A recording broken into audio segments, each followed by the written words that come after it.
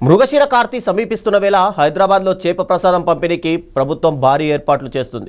Asthma వ్యాధిగ్రస్తులకు అందించే ఈ సాంప్రదాయ చేప ప్రసాదం కోసం దేశవ్యాప్తంగా వేలాది మంది తరలిరావడంతో నాంపల్లి ఎగ్జిబిషన్ గ్రౌండ్లో ప్రత్యేక ఏర్పాట్లు చేపట్టారు.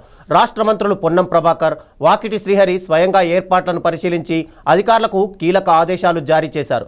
క్యూలైన్లలో తొక్కిసలాట జరగకుండా చర్యలు, నిరంతర విద్యుత్ సరఫరా, తాగునీరు, వైద్య శిబిరాలు, అంబులెన్స్లు, సీసీ కెమెరాల పర్యవేక్షణ, షీ టీమ్స్ భద్రతా ఏర్పాటు వంటి అంశాలపై ప్రత్యేక దృష్టి సారించారు.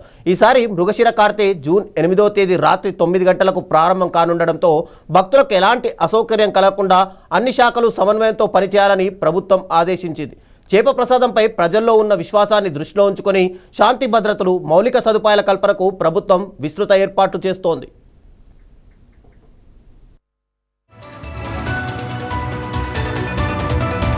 వాకిటి శ్రీహరి గారు, నేను మరియు మిత్రులంతా కలిసి అధికారులతో